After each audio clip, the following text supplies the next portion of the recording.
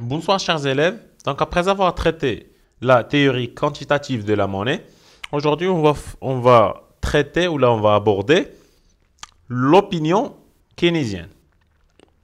Donc la théorie keynésienne ou là, la théorie de Keynes ou là, le courant keynésien, l'accroissement de la masse monétaire conduit à l'accroissement de l'activité économique.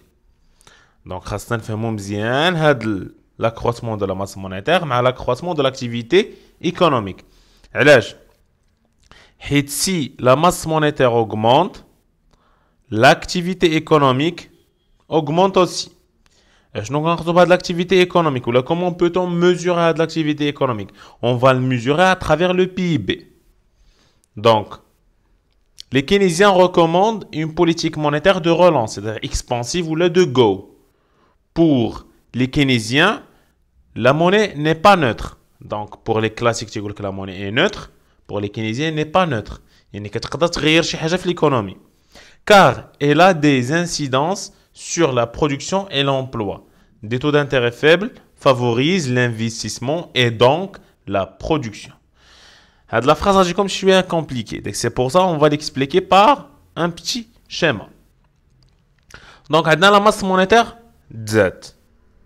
وعندنا l'activité économique. C'est quoi la relation entre les deux? Est-ce qu'il y a déjà une relation? Ou là, comment la masse monétaire peut impacter l'activité économique?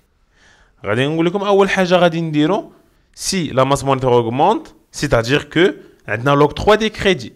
Le rappel les contreparties de la masse monétaire, les choses qui aident la création monétaire, l'octroi des crédits pour les ménages, l'octroi des crédits pour les entreprises, l'État, les créances ou là, les avoirs extérieurs nets et ainsi de suite. Il est de donner les crédits. Cela va encourager la consommation, ou là, va stimuler la consommation, il va stimuler les investissements. Donc, favorise l'investissement et donc la production. Et si l'investissement est favorisé ou la consommation de Z, l'activité économique va être stimulée. Donc, l'augmentation de la monnaie ou la masse monétaire, sur l'activité économique.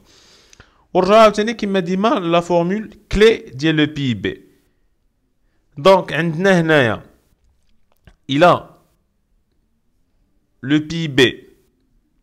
La consommation de Z et aussi l'investissement de Z, le PIB va augmenter. Et comme vous le savez tous, le PIB mesure l'activité économique d'un pays. Donc, à travers la masse monétaire, on a pu atteindre une augmentation du PIB. C'est pour ça que la monnaie n'est pas neutre. Merci pour votre attention et bon courage.